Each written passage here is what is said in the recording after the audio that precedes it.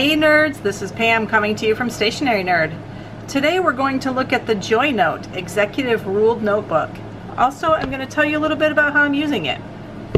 So let's get into it. So first of all, this is a journal that I'm currently using, and I picked it up because I love the color. It is a soft gray, and this is a cloth cover, and then it's got this pink spine on it, and then also the pink elastic on the side. So it's super cute, so who wouldn't love it? And I am using it actually to go through this book by Annie F. Downs called 100 Days to Brave, and just kind of like a daily devotional guidebook, and I'm actually using a page a day in here for every page that is in here. So I highly recommend this book. Lots of great lessons, and it kind of walks you through each day and gives you a Bible reading and some encouragement and some practical advice about how to live your life in a more brave and courageous way. So, all right, let's get into the notebook, shall we? This cover is a fabric. It feels very much like a linen or a canvas maybe, and the gray color on the front and the back, and then the pink color along the spine, all in the same fabric. And then this is a pen holder, except it's kind of hard to get the pen in there, but it does hold the pen very nicely once you get it in there. In fact, I find that it's easier to get the pen in if the book is slightly open. So if you have it open like this, stick the pen in, it's much easier to get it in that way. So cool feature, and I don't use it though.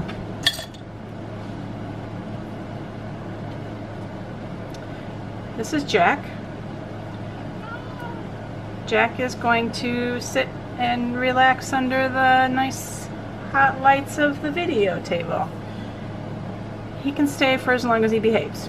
Okay, so I don't use this because I don't find it convenient. I do, however, have an adhesive pen loop that I added to this back cover. And in fact, I add these to almost every single one of my books or journals that doesn't have a pen loop already. So this is very much like the Leuchtturm adhesive pen loop, but I don't use those anymore because they're so expensive. They're like, I don't know, $8 or $9 for one pen loop. So I buy these in bulk instead, and I get them on Amazon, and they come in a pack of 10, yes, 10 pieces, and you get, they're just as good a quality as the Leuchtturm is. They look and act exactly the same, but 10 of them costs around the same price as what one would cost from Leuchtturm. So around $7 or $8 or something like that for the entire pack. And I think this is like my third pack that I've gone through. So I highly recommend those. I'll link that down below so that you guys can check that out too. So back to the notebook. This elastic, although super cute, is kind of wimpy. In fact, like, it's not very elasticy, so really I'm not sure, like, it doesn't keep the book closed. So that's why I just have it tucked into the back cover like this, just so it's out of the way. And while we're on this back cover, you can see that we do have a back pocket. I don't like that it's so close to the spine. It's kind of hard to get to, but nice big pocket, and the gusset on this is a ribbon or a fabric. It also has a couple of card holders here, so you can stick, you know, business cards or gift card or whatever back here, maybe stickers that are that size too. So that's a nice feature that I haven't seen elsewhere. And then in the front cover, I actually stuck an envelope in here. So this is just a vellum envelope that I glued to the front cover, and then it's got a place for your contact information, and then it gets right into the pages. There is no index, it just goes right straight into the first page. And each of the pages, and again, this is a lined journal, and at the top you have a place for the date, and I'm just going to zoom in here a little bit so that you can see this better. So you have a place for the date at the top, and then the lines are gray, and I like that they're a light color. Let's just measure these just to see where they are. These come in at 7mm, which is a standard size for like a college rule paper.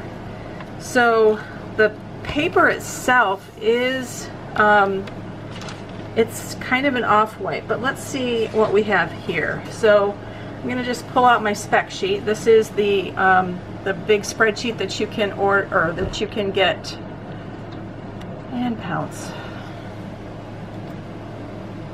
Pounce is fascinated with the soft boxes.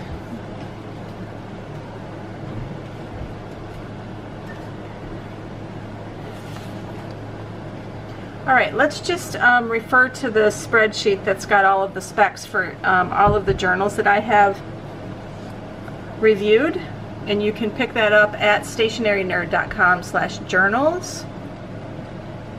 And Pounce is back again. So this includes all 30 of the journals that I have reviewed, more coming. And let's take a look at the information on Pounce. Seriously? Okay, so Pounce is just going to lay there. And I guess we're just going to accommodate her. She's being very persistent today. Alright, so JoyNote. And there is branding on the back cover of their name.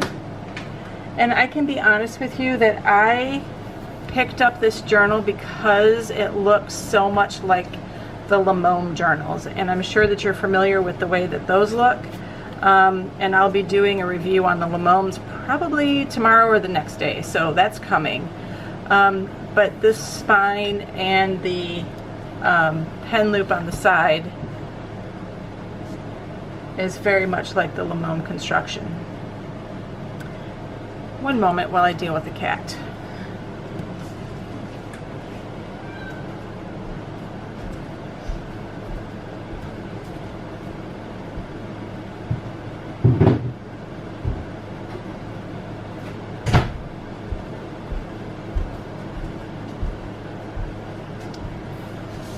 Going to be a fun edit.